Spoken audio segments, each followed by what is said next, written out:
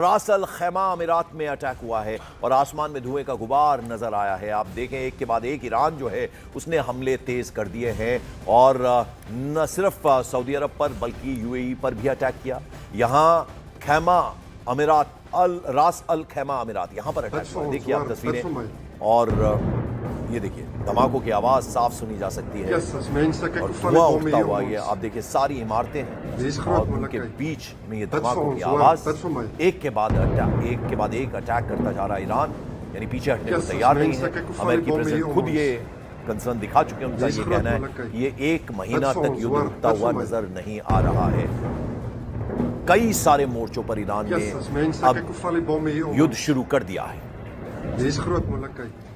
प्रभु दयाल साहब, जरा आपसे मैं समझना चाहूंगा भारत को अभी आप कहां देख रहे हैं, क्योंकि अब जाहिर बात है कीमतें बढ़ती जा रही हैं, तेल की कीमतें बढ़ेंगी, सोना चांदी शेयर मार्केट सब बिखरा हुआ नजर आ। भारत अब इसको किस तरह से देख रहा है?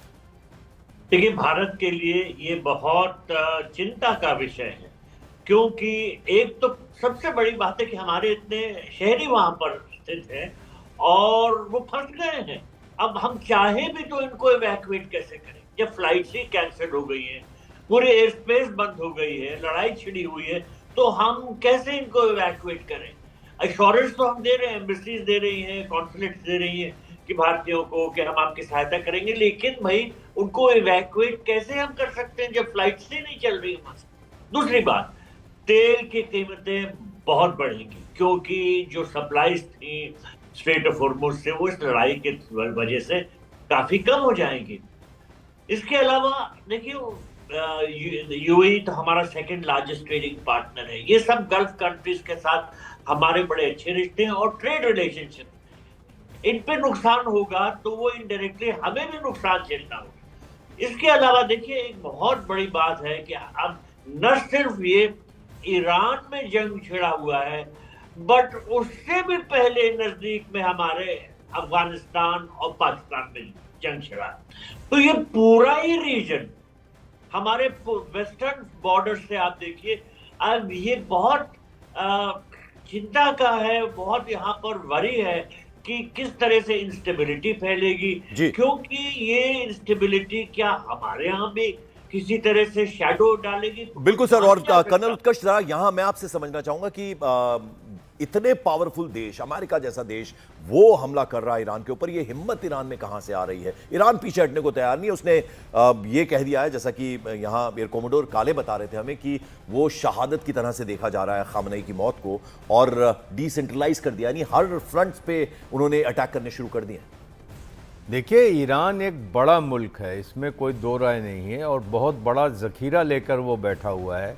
और जून 2025 में जब 12 दिन का वॉर हुआ था तो ईरान ने एक सबक सीखा कि सेंट्रलाइज कमांड नहीं रखेंगे, क्योंकि उस वक़्त बहुत उसको नुकसान उठाना पड़ा था। तो ये यहाँ पर लग रहा है कि जो नर्व सेंटर हम तेहरान के अंदर ढूंढ रहे हैं, ये अमेरिका और इज़राइल उनको बॉम्ब कर रहे हैं, इनके नर्व सेंटर जो हैं वो डिसेंट्रलाइज हो गए हैं। ज़रूर थोड़ा बहुत कन्फ्यूज़न हो रहा है, लेकिन इसी वजह से ये ड्रोन और मिसाइल के अटैक बदस्तूर जारी हैं। लेकिन यहाँ पर एक चीज़ मैं ये भी कहना चाहूँगा कि अमेरिका और इज़राइल की कंबाइंड पावर को कम मत आंकिए। ईरान को वो हर तरीके से इतना ज़्यादा पल्वराइज करेंगे कि ईरान में कोई रेजिस्टेंस बचेगा नहीं। यहाँ बात जरूर आती है कि 7 दिन का राजकीय शोक चल रहा है वहाँ पर, और जो भी कहें, खमेनेई का एक स्टेटस था शिया वर्ल्ड में और वो माने जाते थे, तो लोग नाराज़ हैं। यहाँ पर ईरानी जनता जो थी, जो अपने पर्सनल ग्रीवेंसेस थे, आज़ादी, हिजाब, ये वगैरह, इसको पीछे रख करके अभी वो है, यहाँ पर एक परसेप्शन चेंज हो गया है। बिल्कुल। तो एकजुटता कहीं ना कहीं अब ईरानियंस में जो है वो नजर आ रही है। इस बीच आपको बता दें कि भारतीयों पर किस तरह से इंपैक्ट पड़ रहा है। ईरान और इजराइल के बीच जो ये युद्ध चल रहा है, इस बीच जयपुर के कई लोग ईरान में फंस गए हैं। इनमें से एक है जयपुर के रजी हैदर तकवी और हबीब ज़हरा, जिनकी बेटी, दामाद और नवासी मरियम ईरान में फंसे हुए हैं। 2 दिनों से बेटी से संपर्क नहीं हुआ। जाहिर बात है इतनी चिंता का विषय। अब ये लोग प्रधानमंत्री नरेंद्र मोदी से मदद की, हेल्प की गुहार लगा रहे हैं। जयपुर में कई परिवार जो हैं वो जयपुर के ईरान में फंसे हुए हैं। कब से कोशिश करें आप? क्या नाम है आपका? मेरा हबीब ज़हरा है। ये आपकी वहाँ पर बेटी और दामाद?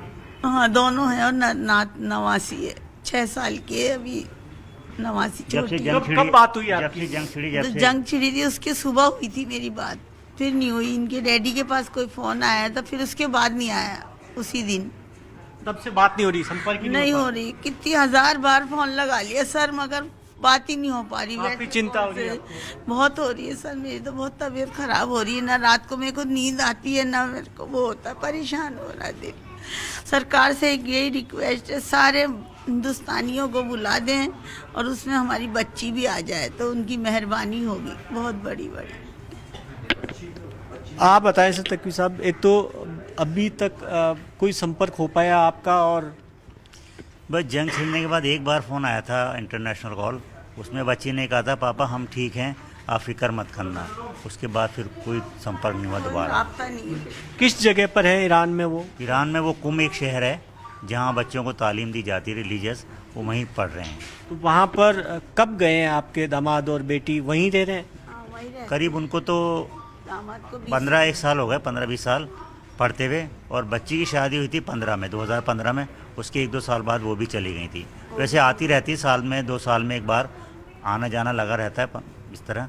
मगर रहती वहीं। अभी इनकी मम्मी जाने वाली थी उनके पास, उनकी तबीयत ख़राब है मेरी बेटी की।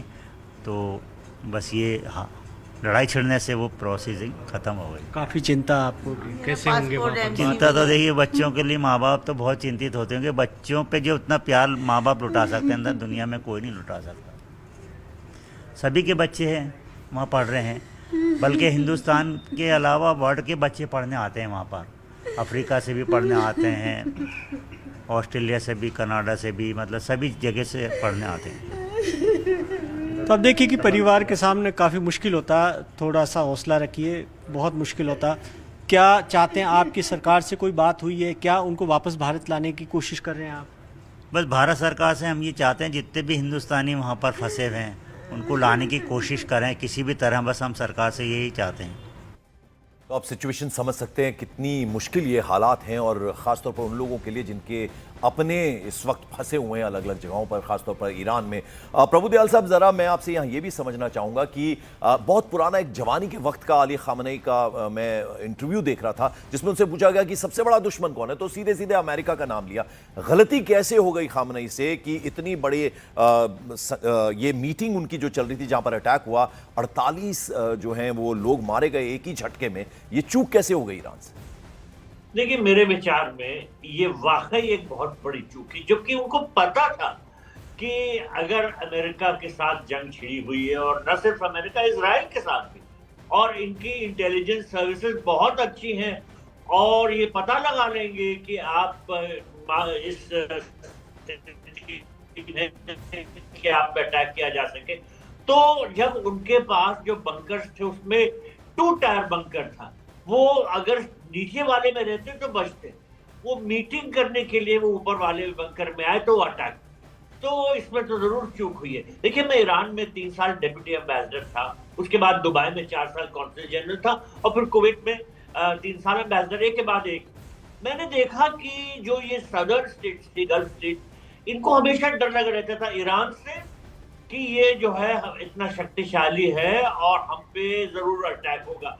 तो वो कोशिश करते थे कि फुसला के रखे ईरान को, लेकिन ईरान की हमेशा से तैयारी थी कि अगर उस पर संकट आएगा तो वो इन देशों को अटैक। सर, जरा कुछ तस्वीरें दिखाना भी दर्शकों के लिए जरूरी है। मैं लौटूंगा आपके पास। अमेरिका ने भी ईरान के फाइटर विमान को मार गिराने का दावा किया है। जैसा हमने आपको दिखाया था कि ईरान ने यह दावा किया था और अब अमेरिका ने दावा किया। इससे जुड़ा एक वीडियो भी सामने आया है जिसमें आप देख सकते हैं कि किस तरह से यह अटैक हुआ है अमेरिका की तरफ से, जहां आप देखिए कैसे एक फाइटर विमान को मार गिराया गया है। काले धुआं का गुबार इस सर्कल के अंदर आप देखिए। ये अमेरिका ने दावा किया है कि हमने फाइटर पर ड्रोन अटैक किया। ये तस्वीर देखिए आप, ये विमान खड़ा हुआ है और इस पर ड्रोन से अटैक किया गया है। यानी ईरान में अमेरिका की तरफ से जो हमला किया गया, दोनों तरफ से हमले जारी हैं। इससे पहले ईरान ने भी एक वीडियो जो है वो शेयर किया था जिसमें बताया गया था कि हमने एक फाइटर जेट मार गिराया है। तो ये दोनों तरफ से हमले जो हैं लगातार जारी है। प्रभुदयाल साहब, मैंने रोका था आपको जरा। खाड़ी के देशों को तो हमेशा से लगता था कि ईरान से उनको बहुत खतरा है। ईरान को हमेशा से पता था कि इजराइल और अमेरिका से उसको खतरा है। तो वो हमेशा अपने सुप्रीम लीडर को बचा के और छुपा के रखता था। पब्लिक अपीयरेंसेस होती थी, लेकिन जब संकट होता था वो उनके पास हाइड आउट थे जी। और ईरान में अच्छी प्लानिंग की हुई थी। लेकिन किस वजह से उसने ये सोचा कि अभी हमारे पर नहीं होने वाला है? मेरे ख्याल से ये